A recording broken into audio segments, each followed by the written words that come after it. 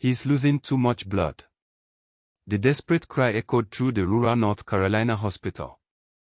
A car accident had left a brilliant surgeon clinging to life, but the nearest hospital refused him entry. His skin was black. Dr. Charles Drew, the man who revolutionized blood storage, the father of blood banking, was dying because of the very system he created to save lives. Across this continent, and throughout the diaspora, ingenuity thrives. Necessity, as they say, is the mother of invention, and Africa has known necessity in abundance. But the brilliance born of that struggle is often obscured, its origins whitewashed, its heroes forgotten. Today, we unearth one such story. A story of life, death, and a bitter, unforgivable irony. Imagine, if you will, a world without blood banks. A world where emergency transfusions were a chaotic scramble, where lives hung precariously in the balance waiting for a compatible donor to be physically present. This was the reality, until one visionary dared to change it. Dr. Charles Drew, a name whispered with reverence in medical circles, was more than just a doctor. He was a pioneer. In the late 1930s, while studying at Columbia University, Drew revolutionized blood storage techniques. His groundbreaking research led to the development of a process for separating plasma from whole blood, preserving it for much longer periods, and making it readily available for transfusions. Drew's methods were instrumental in saving countless lives during World War II. He spearheaded the Blood for Britain project in 1940, overseeing the collection and shipment of vitally needed plasma to the war-torn nation. Later, he became the director of the American Red Cross's blood bank program. Think about that for just a moment. During wartime, Drew was responsible for saving the lives of countless soldiers and civilians, using his genius to overcome logistical nightmares and deliver life-saving blood where it was most needed. His work helped standardize blood collection and storage procedures and remains the basis of modern blood banking. He was a surgeon dedicated to saving lives no matter the patient, a brilliant mind whose work touched millions around the world.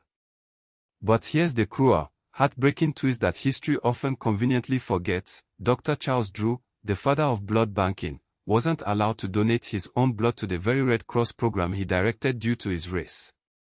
And in 1950, after a car accident, this brilliant doctor was tragically denied admission to a whites-only hospital, and died from his injuries despite the very innovations he pioneered. Wait, what? But the story doesn't end there. These aren't just historical footnotes, these moments of brilliance are echoes, resonating powerfully today. We look to the future, building on foundations laid by giants, often unsung. Consider the relentless march of technology, the insatiable hunger for computational power. In 1989, while the world was captivated by brick-sized mobile phones and agonizingly slow dial-up internet, a Nigerian engineer, Philip Emeagwali, quietly revolutionized high-performance computing. He didn't work in a gleaming Silicon Valley lab, surrounded by venture capitalists. Instead, he looked to nature, to the elegant efficiency of beehives. Emeagwali saw in their honeycomb structure and collaborative swarming a solution to a complex mathematical problem: how to distribute calculations across thousands of processors.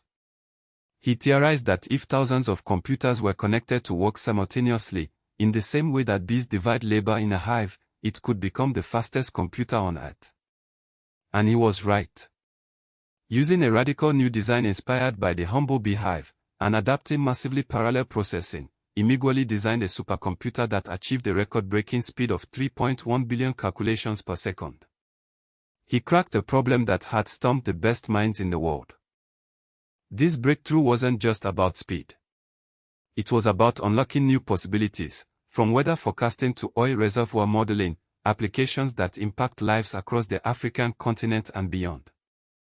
Emeagwali's work paved the way for the massively parallel computers that power the internet, run global financial markets, and drive scientific discovery today. Think about that for a moment. The device you are using to watch this documentary, the internet connecting you to it, owes a debt to a Nigerian scientist who looked to insects for inspiration. But here's the kicker, the part that makes you stop and ask, wait, what?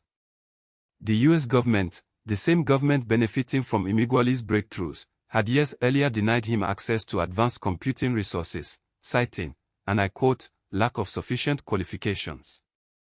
And so, Dr. Charles Drew's legacy is not just a story of innovation but a mirror to our struggles and triumphs. His invention of blood banking saved countless lives, yet he was denied treatment at a segregated hospital, a painful reminder of the systemic barriers still present today. For Africans, his story underscores the importance of self-reliance and creating systems that serve our communities. Today, as we navigate global challenges, Drew's resilience inspires us to build our own solutions and reclaim our narratives. Speaking of solutions, if you're ready to take control of your financial future, explore the Guide to Unlocking Prosperity, available now at pornoafric.com/shop.html for just $27. Let's honor Drew's legacy by investing in ourselves and our communities. High Voltage follow, subscribe, and like at Pan Afric for daily Africa Plus Money Plus Wisdom. Together, we rise.